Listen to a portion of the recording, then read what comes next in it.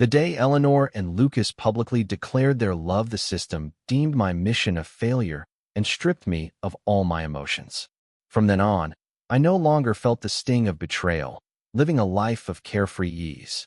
Yet, when she saw me painting for someone else, her eyes reddened with tears. She snatched the brush, crying and questioning. "You said you only loved me. How can you not love me anymore?" But I just frowned, not understanding why she was crying. When Eleanor and Lucas officially announced their engagement, the system judged my pursuit a failure. A sharp pain shot through me, and I collapsed, staring intently at the live broadcast on television. Eleanor was presenting an award to Lucas. On stage, they embraced, held hands, and then Lucas smiled as he answered reporters' questions. Under the spotlights, the two looked exceptionally well-matched. A reporter playfully asked Eleanor if she had been waiting all these years for Lucas to win this award. The Thompson family, with its generations of artistic heritage, required anyone marrying in to possess comparable talent. The award Lucas received today was just enough to grant him entry into the Thompson family. Eleanor gently took Lucas's arm. It wasn't waiting, it was progressing hand in hand. Our relationship, like the painting, pursuit, is a blatant, fervent devotion. With or without this award, I would still love him. The media erupted. Lucas looked at her, moved.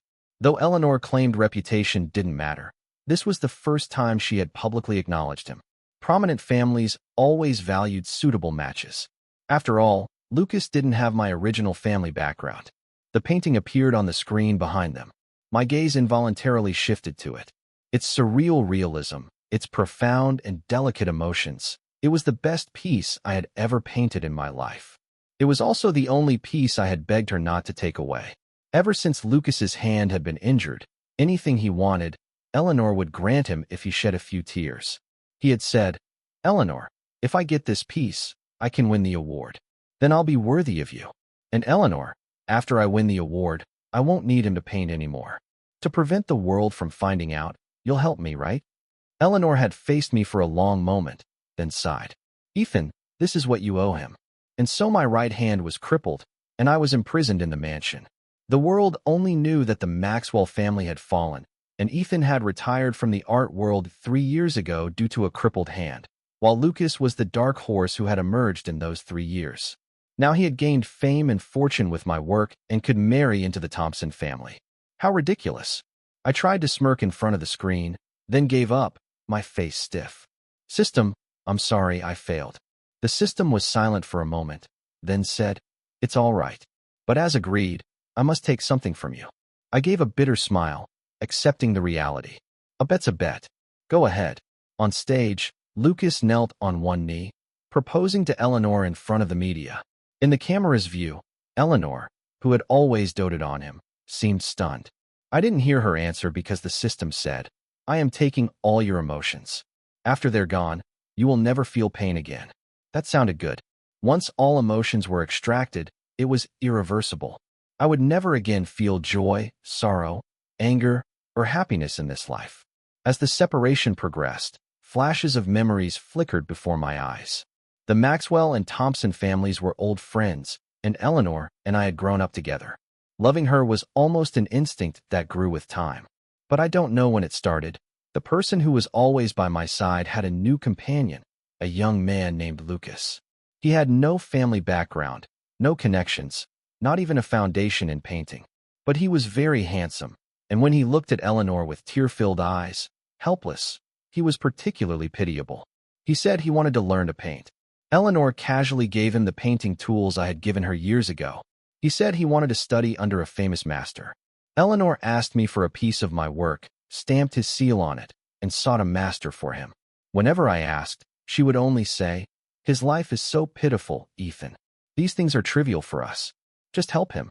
Helping him like this, the two grew closer and closer. Eleanor, who had been pampered since childhood, followed him to the most run-down food streets, overjoyed by a $2 flower, feeling free from being caught in the rain. She told me that only Lucas was truly good to her, that only with him could she feel alive. Time and time again, I watched her receding back. Time and time again, I vented my surging emotions onto the canvas. Pursuit began to take shape. Then with every time she abandoned me, another stroke was added to the canvas, until finally, the accumulation of colors and heartache became Lucas's stepping stone. How ridiculous. Originally, I wouldn't have ended up so wretched, but then an accident happened. Lucas injured his hand, saving us. From that day on, I became the sinner who forever owed him. She said, Ethan, you owe him for the rest of your life. What right do you, a person like you, have to remain in the art world? So, from that day on, the outside world only knew that Ethan had injured his hand in an accident, and a young man named Lucas, with a painting style similar to Ethan's, rose to prominence. Under the excruciating pain of emotional extraction, I asked in a trembling voice, "Do you think I've paid him back?" The system was silent. Even its cold, mechanical voice seemed to carry a hint of unbearable pity. "Ethan, you don't owe anyone anything. Is that so?" But they clearly said it was all my fault. Tears streamed down my face uncontrollably. I could feel something leaving my body. My vision went black, and I fainted on the floor. When I woke up, the first thing I saw was Eleanor pushing the door open. She was arm in arm with Lucas, her expression somewhat displeased as she looked at me. "Ethan, can you stop playing this low blood sugar game whenever you feel like it? It's very childish." Her tone was cold, but I felt no sadness at all. I paid her no mind, somewhat dazed, and touched my chest. The stone that had been weighing down my heart was gone, and I actually felt much more comfortable. "Ethan," I proposed to Eleanor. "You know I've loved her for many years. I really couldn't help myself." His voice grew softer, sounding exceptionally humble, but his eyes when he looked at me were full of provocation. "Senior, my master only had me as his last disciple. Where did a junior come from? Are you referring to how you passed off my paintings as your own, and then told the media you were my junior?" Lucas's face turned pale, a flash of malice in his eyes. "Ethan, apologize." Eleanor spoke up for her beloved, but her gloominess didn't stir a ripple in me. I looked at the two of them somewhat speechless. "Besides, your proposal is your business. Why is a grown man telling me about his uncontrollable passion in broad daylight? I don't even like you." How baffling. Never mind proposing. Even if they got married, it had nothing to do with me. My words, in their eyes, became angry sarcasm. Lucas took a few steps forward, saying with some self-reproach, "I know I snatched away the master who should have been yours, and you're not feeling good about it. But back then, if the situation hadn't been critical, I wouldn't have ruined my hands." "Did I ask you to save me?" I retorted. Lucas was taken aback for a moment, then retreated a little unnaturally, looking aggrievedly at Eleanor. "Eleanor, Ethan seems to resent me."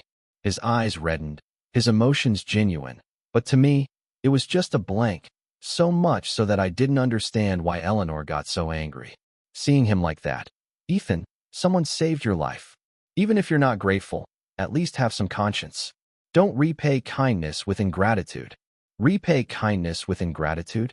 I remembered this person gaining fame and fortune with my works. How had I repaid kindness with ingratitude? I looked at her blankly, my eyes showing no emotional fluctuation. In the past, at times like this, I would have painfully asked her what more she wanted me to do, what else I had to give him.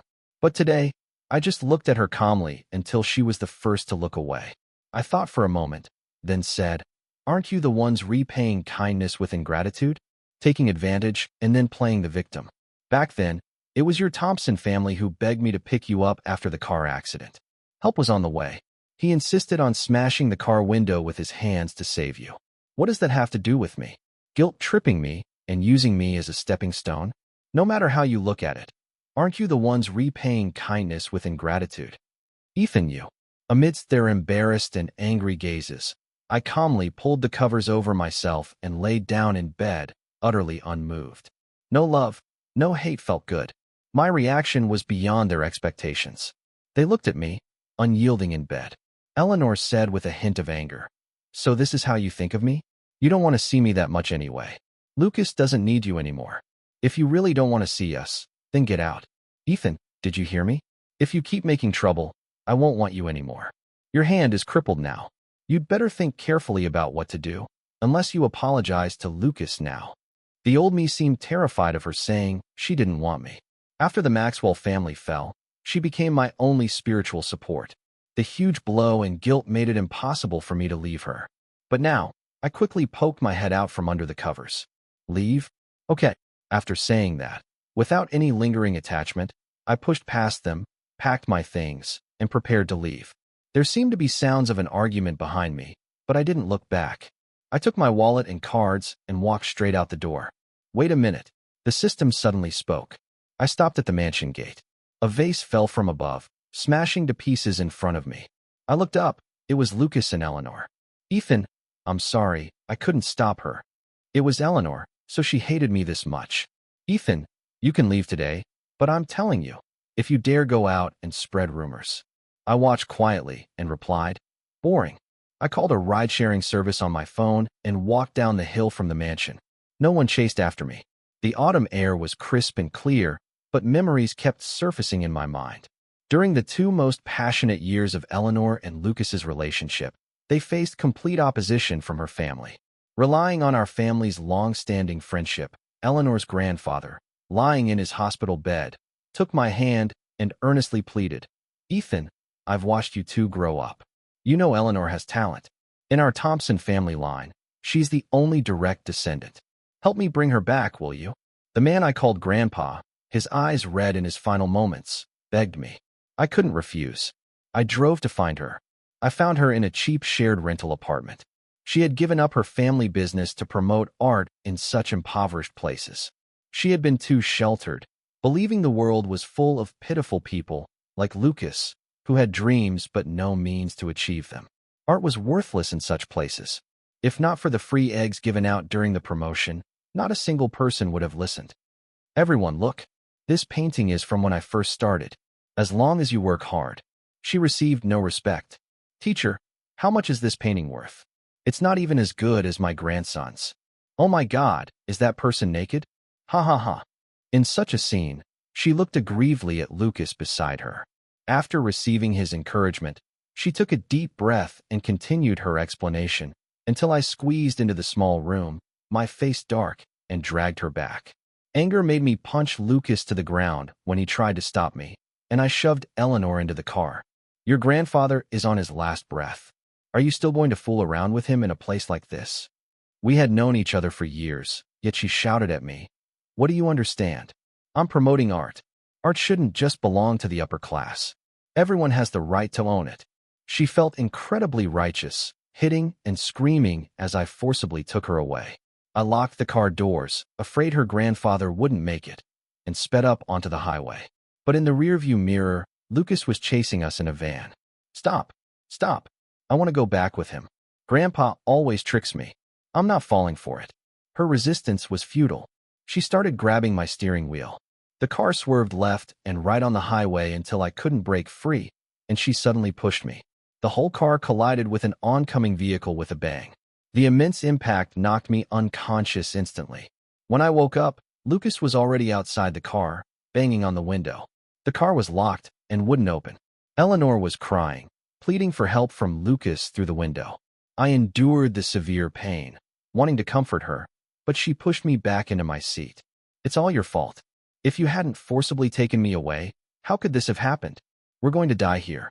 We won't, I carefully reassured her. My phone received a message from the butler. The family knew about the accident the moment it happened, and rescue was on its way. At that moment, Lucas suddenly clenched his fists and smashed them against the glass, punch after punch. His knuckles bled, and cracks appeared on the hard glass. And Eleanor, under his barrage of blows, sobbed uncontrollably. Even then, I sensed that I might never be able to win against Lucas. He didn't break the glass. In the end, rescuers arrived and got us out. None of us were seriously injured, but his hands were fractured, and he would never be able to hold a paintbrush again in his life.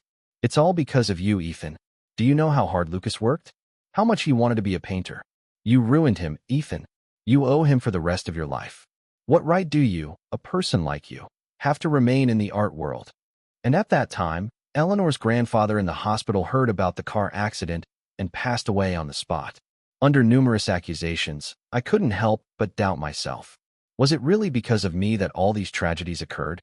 Was it because of my greed, my selfish desires, that everything became irreparable? So, as compensation, I agreed to their terms. I would withdraw from the art world, and all my works would bear Lucas's name. Later, the Maxwell family fell, and I was completely homeless. Coupled with their increasing demand for my works, I was imprisoned in a suburban mansion until Pursuit was discovered. For the first time, I begged Eleanor to let me keep this painting, but instead, the tendons in my hand were severed, my right hand crippled, and I could no longer hold a brush. Ethan, you're truly pathetic. My heart said this, yet there was no ripple of emotion. Don't always mock your past self. He had a hard time too. Thankfully, it was emotions that were taken. You've had a blessing in disguise. Ethan, I have to leave now. I hope that you, without the 7 emotions and 6 desires, can find true love. The system disappeared, but I didn't quite understand. True love? What was that? Mr. Maxwell, are you the one who called for a ride? A car suddenly stopped beside me. The window rolled down, revealing a young female driver with a ponytail. Yes, that's me. I got in the car. She asked where I wanted to go. I hesitated for a moment, glanced at the words Old Town written on a sign in the car, and said, to the Old Town. Help me find a bed and breakfast to stop at. What a coincidence. My family runs a BB. I'm just driving for my dad for a day. I never expected to get a fare from this mansion area. I hear everyone living here is a multimillionaire. Sir, what do you do? She talked a lot. Probably because I had no emotions, I didn't even feel annoyed. I just listened quietly as she chatted on. Her name was Annabelle, and the BB was called Annabelle's Courtyard. After getting out of the car, she enthusiastically led me inside. The courtyard was surrounded by abundant flowering quince, looking vibrant, colorful, and elegant. I stayed there. The money in my card was enough for me to live in such a courtyard for a lifetime. Annabelle helped me buy all the daily necessities and showed me around the neighborhood. Aunt Lisa, this is my tenant. Isn't he better looking than anyone on TV? Grandpa Albert, look. Handsome, right? This is my new tenant. In less than half a day, everyone in the historic district knew. I was her family's new tenant. I bought painting supplies again. In my leisure time, I tried painting with my left hand in the courtyard. It wasn't as good as with my right hand. The old Ethan would never have accepted this level of skill, but the current me couldn't even feel anger.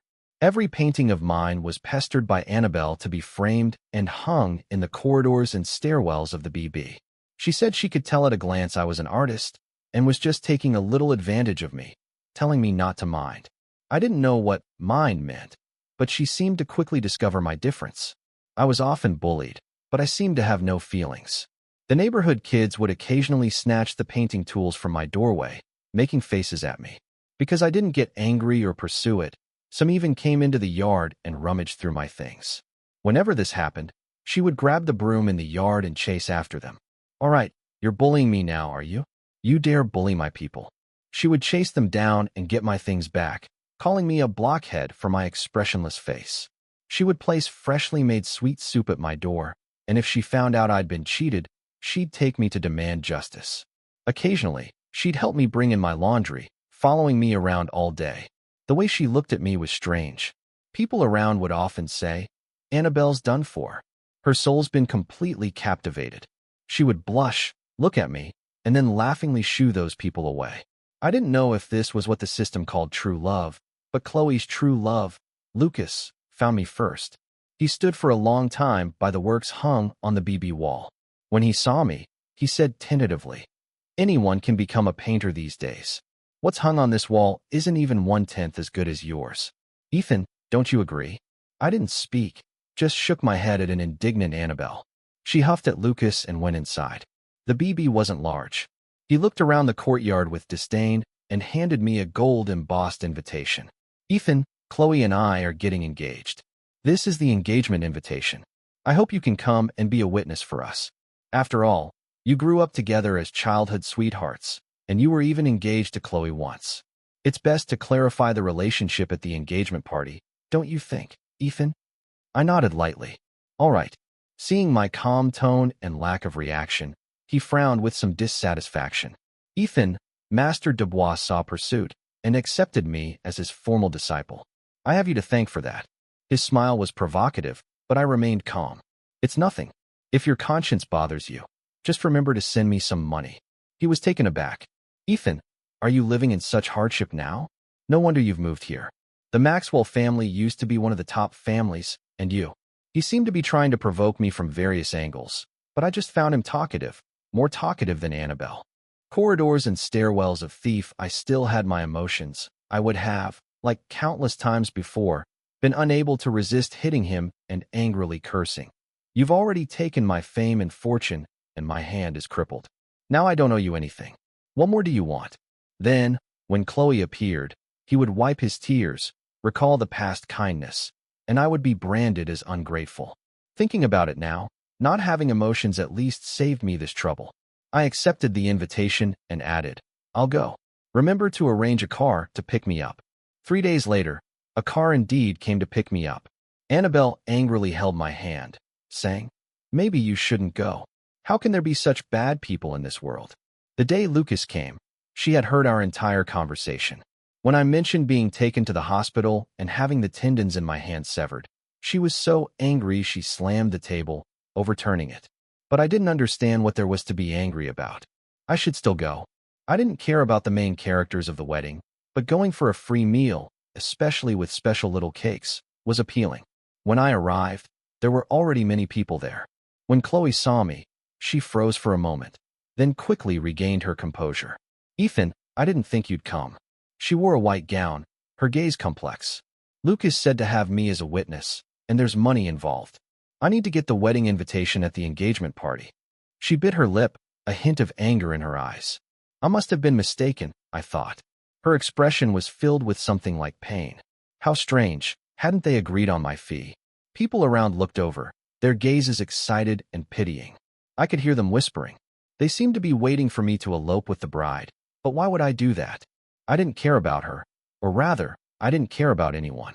Lucas came over smiling and began the proceedings with Chloe. Melodious violin music played in the air. The moment the two stood on stage, someone suddenly rushed towards them. The action on stage seemed to slow down. Amidst the chaos, Lucas saw the glint of a knife in the attacker's hand and instinctively pushed Chloe in front of him. I was very close. Although I had no emotions, the instinct to protect her, developed over many years, made me rush forward at the critical moment and kick the person in the chest. The person was kicked to the ground, and bodyguards quickly subdued him. Chloe looked at me, her eyes trembling. I thought she probably remembered when we were children and were kidnapped. Someone rushed at us with a knife, and I had stood firmly in front of her. Lucas, who had come up again, helped her up. Her eyes were filled with an unstoppable disappointment, her gaze following me. I paused for a moment, then thought of going back down. The cake earlier was quite good. I'd get a couple more. The person pinned to the ground, however, said, Lucas, how could you forget me after you made it big? If I hadn't gathered information on Miss Thompson for you back then, you would never have gotten close to her in your life. Lucas suddenly went berserk, shouting, Shut up. Utter nonsense. Get him out of here quickly. Wait. It was Chloe. She looked at Lucas with a stern expression, as if trying to discern something from his face. You just pushed me. Her disappointed tone made Lucas quickly explain. No. Listen to me, Chloe.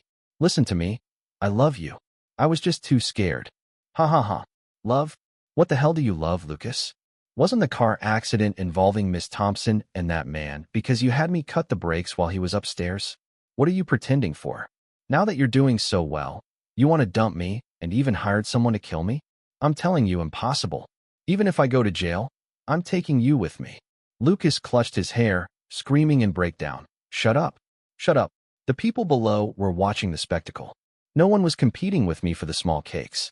I hesitated for a second, deciding to bring 2 back for Annabelle.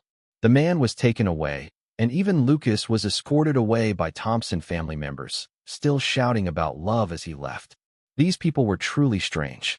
Chloe, after all, was the heir to the foremost family. She quickly took control of the situation and then walked over to me. She seemed a bit awkward, opened her mouth, and finally said, Thank you. But why did you save me? I don't know. Maybe it was instinct. I was speaking a stark truth, but I didn't know why her eyes instantly reddened. You don't hate me? I shook my head, as if trying to discern the truth in my words. Her eyes, full of emotion, met my cold ones, and she froze on the spot. After a long pause, she asked, Ethan, isn't there anything you want to ask me? I thought for a moment and sincerely asked her, When will you give me your wedding invitation? How much money will I get for being a witness? Her eyes trembled violently, as if the cognitive tower she had built since the world began had instantly collapsed. She looked at me in disbelief, pain radiating from her. I just looked at her quietly. Hearing her remain silent for a long time, I took 2 small cakes and left. Returned to the BB. Annabelle was very happy to receive the cakes, but soon, she became furious again because of Chloe's arrival. The first thing she did when she saw Chloe was turn to me and ask, "Is she that bad woman who fell for someone else and then severed the tendons in your hand?" Chloe looked embarrassed, but I nodded. "Ethan, you found out your new love was just a con artist, and now you want to go back on your word, right?" Annabelle was spot on, saving me the trouble of speaking. Chloe's face, however, grew increasingly ugly. She looked at me with a hint of forbearance and reluctance. Seeing my indifference, she then said coldly to Annabelle, "This is between Ethan and me. Could you please leave us for a moment, miss?" I thought if the 2 of them started arguing, it would be very troublesome, so I found an excuse and sent Annabelle away. The moonlight was bright, and the air was filled with the rich fragrance of lilac. She looked at my expressionless face, her eyes touched, and tears actually fell. "Ethan, it's fake. Everything about Lucas is fake. He lied to me. He neither likes art nor loves me. He only loves my status, the future I could give him." She cried inconsolably, but I stood there unmoved. "Oh, is there anything else?" She had been crying for a long time. Annabelle's sweet soup should be ready by now. She probably wasn't used to my current tone. She tugged at the corner of my sleeve, wanting to bury herself in my arms as she used to, but she didn't expect me to take 2 steps back, leaving her frozen in place. "Ethan, are you not forgiving me? Do you hate me?" I shook my head. Joy sparked in her eyes. "Then do you still like me?" I just looked at her blankly, my eyes probably clearer than the moonlight. "No hate and no love." "Ethan, what's wrong with you? Didn't you used to want me to love you? I've come back now, why don't you love me anymore?" Love? Unfortunately, I no longer needed it. After she left that day, she simply rented the courtyard next door and came to find me day after day. Making Annabelle so angry, she put up a sign at the entrance that those with ill intentions and ungrateful hearts are not welcome. She seemed to have gotten used to my indifference towards her, just following me around all day, watching me paint with my left hand, watching me wander around with my paintings. She hired excellent doctors for me, not only to check my hand, but also insisting on checking my brain. I refused treatment for both my hand and my brain. Painting with my left hand was fine. I didn't want to feel pain again. Occasionally, when Annabelle wasn't around, she would sit next to me and talk about the past. "Do you remember? You used to try every means to get me to spend less time with Lucas, even going abroad to photograph my favorite French artist's works just to exchange for 1 day of my time. When I fought with my family over Lucas and was grounded, you climbed up to the 3rd floor from outside and threw food into my window. When you were 20, the Maxwell family fell. To get me a gift, you worked as a waiter in a restaurant for 3 months." I coldly interrupted. "I remember these things, Miss Thompson. You really talk a lot. You're disturbing my painting." Her eyes held a subtle pain. She looked at me unwillingly, but hesitated to speak. I added, "Back then, you said I did these things because I always loved you. So now that I don't want to do anything for you, it probably means I don't love you anymore." Her face turned pale, and she shook her head in disbelief, as if unable to accept my words. "Impossible. You wouldn't stop loving me. You said you would love me for your whole life. You just haven't forgiven me yet." "Yes, that must be it. It's all Lucas's fault. It was him who came between us." She left for a while, and soon the media reported that the rising star of the art world, Lucas, had been sentenced to prison for plagiarizing others' works. The Thompson family was the foremost family, manipulating media opinion, and that rising star quickly became a pariah. I felt neither joy nor sorrow, holding a paintbrush in my left hand, painting Annabelle, who was asleep in a chair. She wore no jewelry, a tie-dye dress, and her slightly curly long hair. Yet there was something about her that particularly attracted me, a vitality. Even without emotions, being with her was more comfortable than with others. As I was painting, my brush was suddenly snatched away. "Ethan, what are you doing? How can you paint for her? You said you would only paint for me, one woman, your whole life." I looked at her calmly, like looking at stagnant water. "Ethan, you said you would always love me. You can't stop loving me." I've already dealt with Lucas. Can we get married? Married? What's good about that? No. You ungrateful bad woman. Go away. Annabelle woke up and immediately stood in front of me, confronting Chloe with extraordinary determination. Who do you think you are? How dare you stand in my way? Chloe waved her hand for people to take me away. I didn't want them to fight, so I simply went with them voluntarily. It was the same wherever I lived. But looking at Annabelle standing at the BB entrance, my empty heart felt a strange sensation. For a moment, I thought if I had emotions, I would probably fall in love with her. But I didn't, so it was best not to hold her back. Chloe began to spend long periods with me. She announced to everyone that we would hold our wedding in half a month. I didn't object. I just asked her, "But you know I probably don't love you now." She tried again to bring up the past to prove that I loved her, which gave me a headache. All right, I know. I was taken back to the Thompson family estate. If she married me, I would become, besides her, the second legal heir to all the Thompson family's assets. Besides her, many people were restless. When I saw Olivia, I felt she had ill intentions. So this is my future brother-in-law. I heard that brother-in-law and sister were childhood sweethearts, separated by an interloper, and are only now back on the right track. I didn't answer. Chloe had spread many versions to the outside world. In every version, I was hopelessly in love. The world says brother-in-law is the greatest romantic, and that you and sister have finally found happiness after much hardship. But why do I feel like you don't actually like my sister? She lowered her voice, leaning very close to me. Brother-in-law, you need to think clearly. Whether it's true love or fake love, once you enter the Thompson family, there's no turning back in this life. You can't wander around with your easel, painting in the old town anymore, and you'll never meet a girl like Annabelle again. Her eyes sparkled as she asked me, "So, brother-in-law, are you truly willing to stay here?" Sounded like that, and I didn't want to marry her anyway. On the eve of the wedding, Olivia arranged for people to help me escape. She said she had picked an interesting place for me and told me to go with them without worry. It wasn't until I got off the plane that I discovered the place she had chosen for me was a small lemon island in the Pacific. The island was bustling with tourists, and lemon trees laden with fruit were everywhere. I tried hard to feel the joy that the people around me seemed to experience. What a pity, apart from a stiff smile, I couldn't feel anything until a mascot dressed as a lemon took my hand. Meeting those eyes, my empty heart trembled. "You dear dense man, do you want to paint lemons?"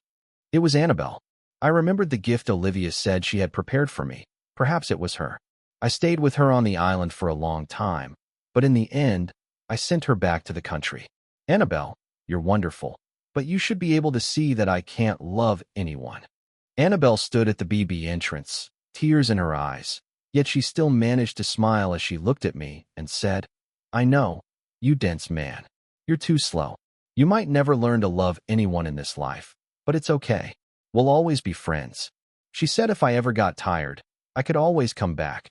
She and the courtyard would always be there. Later, I went to Europe. I passed through every small country, then embarked on new journeys.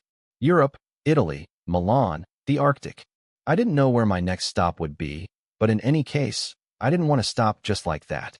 Walking and painting, I used my left hand to paint naive landscapes, slung them on my back, and set off on new adventures. No love, only the distant horizon.